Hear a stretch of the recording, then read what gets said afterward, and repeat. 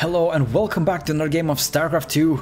We have got ourselves another pro game here today, and this is going to be SoO or SoO versus Nerchio, which is a best of 3 from the WCS Championship 2017 right at the end.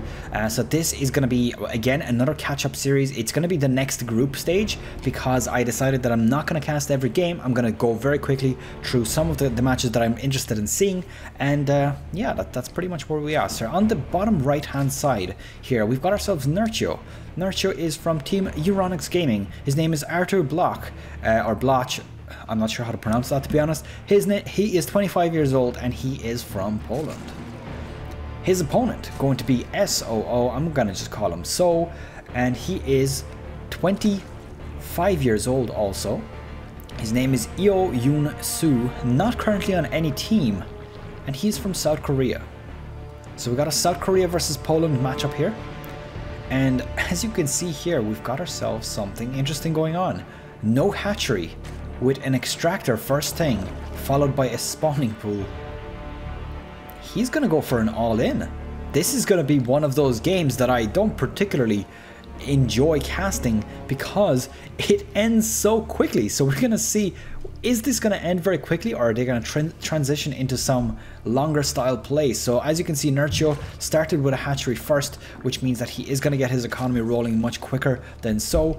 And let's see what he pulls off here. So as you can see on the production tab, Baneling Nest coming down. We've got ourselves Zerglings coming out as well. 4 already out, 6 out. And now we got an 8th. The queen is also out, putting out the extra larva into the hatchery. And what is he going to do here? He's waiting for the speed boost, possibly going to move on away. And he's got a total of 8 Zerglings. What is he going to do?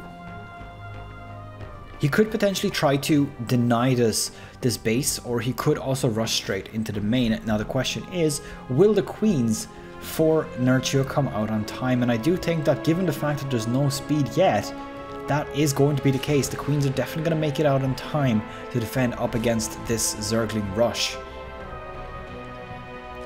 So there are 2 very likely outcomes here. The third one, of course, the less likely one, is that SoO is going to do enough damage to Nerchio, but not enough to finish him off, and then this transitions into a mid or late game. But the most likely scenario is going to be either SoO breaks Nerchio down completely, destroys his economy and makes it unrecoverable, or else Nerchio is going to hold off beautifully and prevent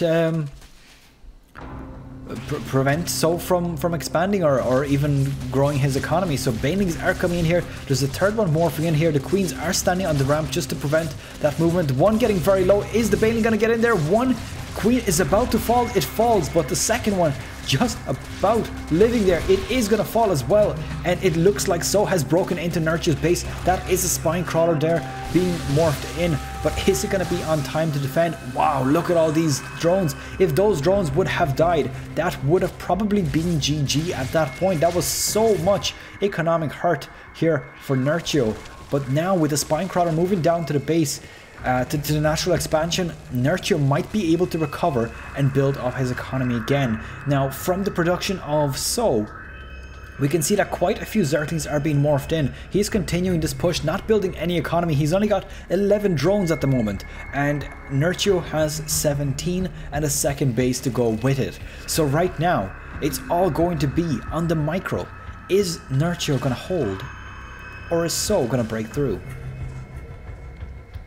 Banelings are being morphed in as well. Let's have a quick look at the unit stat. We've got ourselves 19 versus 14 Zerglings. Now the big advantage that Nerchio has for defense is that he's got queens here, and he's also got a spine crawler, and also the very short route to reinforce his army. So from a defender's point of view, having such similar numbers does favor Nerchio a small bit, but there are Banelings taking down that spine crawler so quickly. I feel that if SoO just goes straight in here, he could potentially break those queens. He's gotten himself the extra Baneling. If he can land it on both of those queens together, that would very, very quickly end the game. But oh, here we go. He's moving straight in there. He's got the banelings right behind there. Is he going to pop them? One does hit both the queens. Transfuse going down. Second transfuse going down. The queens are surviving. And is he going to hold off here? I think that he just might. There's not enough zerglings here to break through all of those queens. And I think that Nerchio has managed to hold on. Now Nerchio has started to produce a few more extra units, and this is probably because he's got a better economy at this point. Even his main base has 15 drones versus the 11 of SoO. So he's already gotten the advantage in terms of economy, not even to mention the fact that he's gotten an extra hatchery. A small bit of a counterattack here. Now, if SoO continues to make zerglings and banelings, he will be able to hold us off. But the actual army returning, defending off against these zerglings, cleaning them up quite nicely. I would be surprised if SoO actually lost any zerglings to that. But managing to destroy that zergling before it reaches into base means that Nerchio has absolutely no vision of what's going on. And it looks like he is starting to build up his economy, so he is confident enough that his opponent does not have the resources or the economy to continue this push. With 3 queens at the entrance here, no spine crawler in position, but he does have 5 banelings with 2 more being morphed in. I think that he is in quite a good position with double the economy of that of SoO. So I think this should be just fine. Oh, a nice baneling hit there for Nerchio, only getting 2, but every little bit counts right now, taking out that big group of banelings now. And these 3 banelings could actually pretty much end it if SoO is not careful. So he's got to move back, only losing 1 zergling per baneling, and that would be the ideal situation for him, just taking that bit of economic advantage. And GG has been called, and that was kind of predictable. I mean, I definitely saw that once Nerchio managed to hold off the initial defense, there was nearly no economic damage done.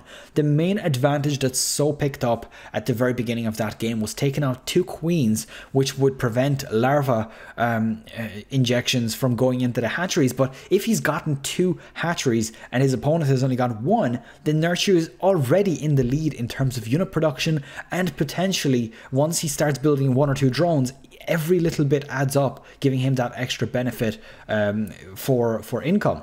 So that is pretty much that. I hope you have enjoyed this game. Do subscribe if you liked what you saw here, and of course do leave me any criticism or advice on my casting. I'm open to anything right now. This is only, I think, my 6th cast since I've come back, so I'm trying to learn as much as I can on the tactics. Obviously this is a previous patch, so there's going to be a bit more catching up, but I am watching some recent videos to understand the tactics. So obviously this a bit of a ramble on towards the end of the video is to prevent any spoilers. Hope you did enjoy this. Good luck, take care, and I'll see you guys in game number 2.